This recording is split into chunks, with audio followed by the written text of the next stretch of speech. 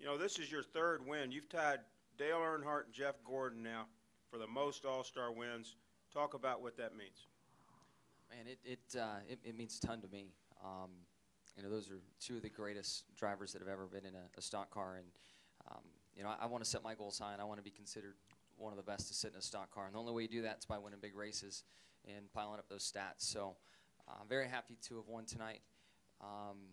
You know, I just can't say enough about our team and the growth within our team, the confidence that we all have in one another, the bond that is growing between every member of the team, and all of that carries into what we do on race day and how that car performs on the track. And within two corners tonight, as I was on the outside, which is usually, you know, the place you don't want to be, I knew it was on, and I was able to get to the lead in that first segment and really set our night in the right direction and kind of control the night. I mean, everybody knew that if you could win that first segment, you could control the night, and we were able to do that starting sixth, so it was pretty awesome. Thank you, Jimmy. Chad, winning that pit crew challenge Thursday night, I think played a role in that win here tonight. Talk about maybe that. Talk about how the team performed in all-star conditions. Yeah, I'm so proud of the Lowe's 48 pit crew. Last year, we made a pretty big transition to a pretty young group of guys and some guys that came from another team or two and put these guys together. And I haven't seen a group of guys that have worked so hard to have good, solid pit stops in my life. And these guys are just fantastic. And we had a meeting after we were able to win at Darlington last week.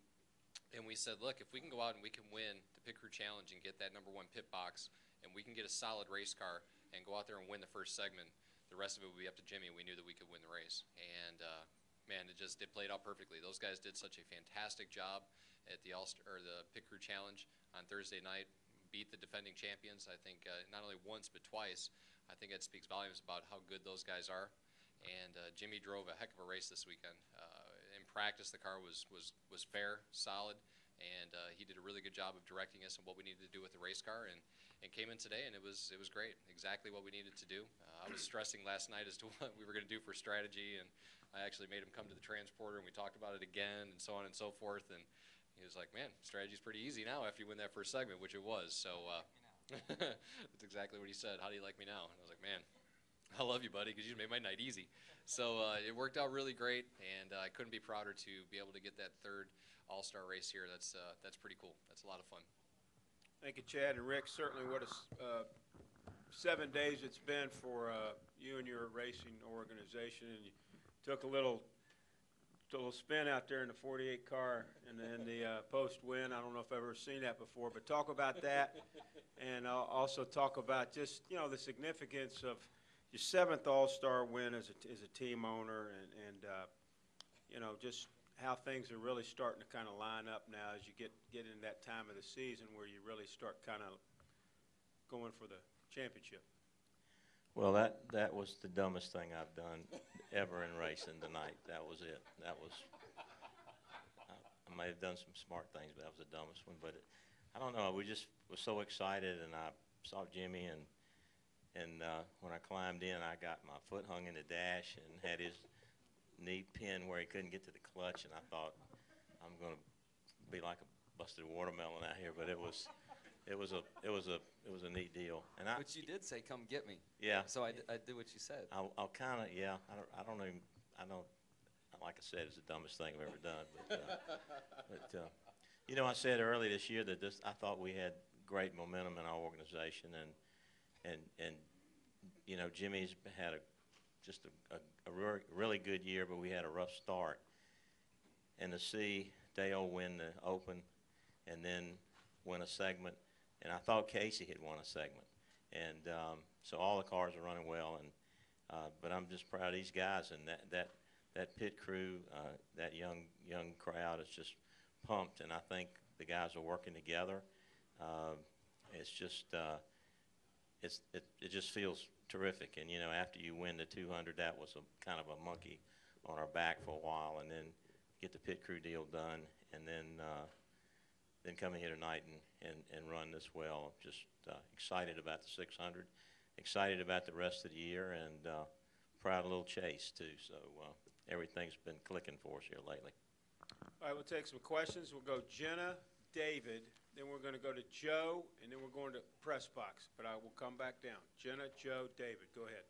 Jennifer, AP, I think we all get why you rode around in the back, but Chad, I guess if you can just describe for us why that was the strategy, and Jimmie, as a racer, what's that like to go, I guess it was 60 laps and not be trying that hard or at all?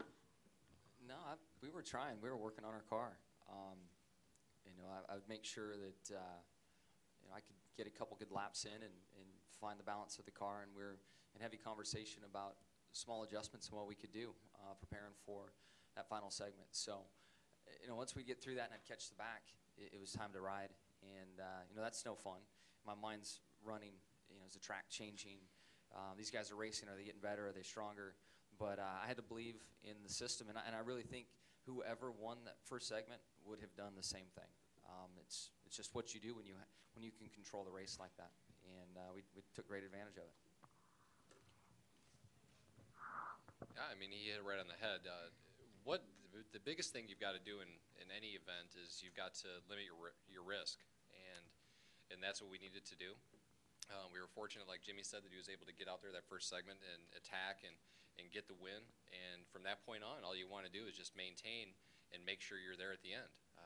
And that's what we wanted to do. We took the opportunity to, like Jimmie said, make some adjustments to the race car. We made some adjustments. He didn't think that they were correct or didn't help the car where he needed it. So we came back down pit road. We undid those, made some others. He went back out. He felt like it was a little bit better. We adjusted on it another time, and he felt like that we were getting pretty close. So even though it looked like we were just coasting back there, he was pushing it pretty hard, and there were a couple runs there where we were quite a bit faster than leaders. So it did exactly what we needed it to do, and I think it made a great show for the fans. It mixed it up towards the front. You had some guys on a lot of different strategies, which I thought was very exciting. You saw some people stay out. You saw some people get 4 tires, 2 tires. Allmendinger drove up there on 4 tires.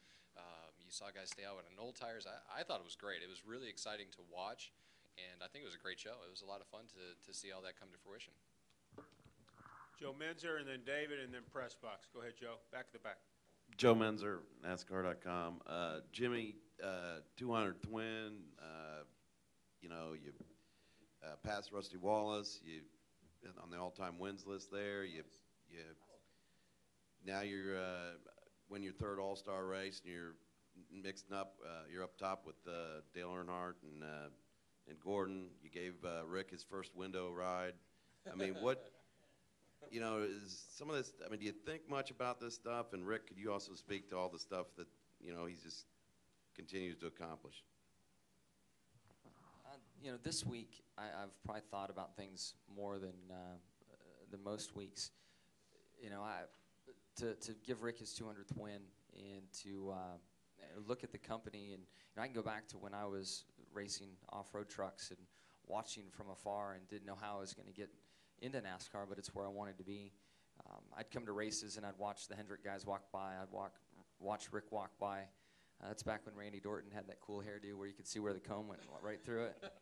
Some of you might remember that. Like, who's he? He's pretty important to have a haircut and hairstyle, you know. So I watched from afar, and I just wanted to be a part of this team so bad, and to be here and to be a part of it and to contribute. To have a group of guys like I do in our 4888 shop, and really the entire complex, it's family. And I've been there for so many years now that I have great pride in the contributions I've made. When I see that Hendrick logo, I know what it means to me and the family and what we all are together. So this last week's been really special.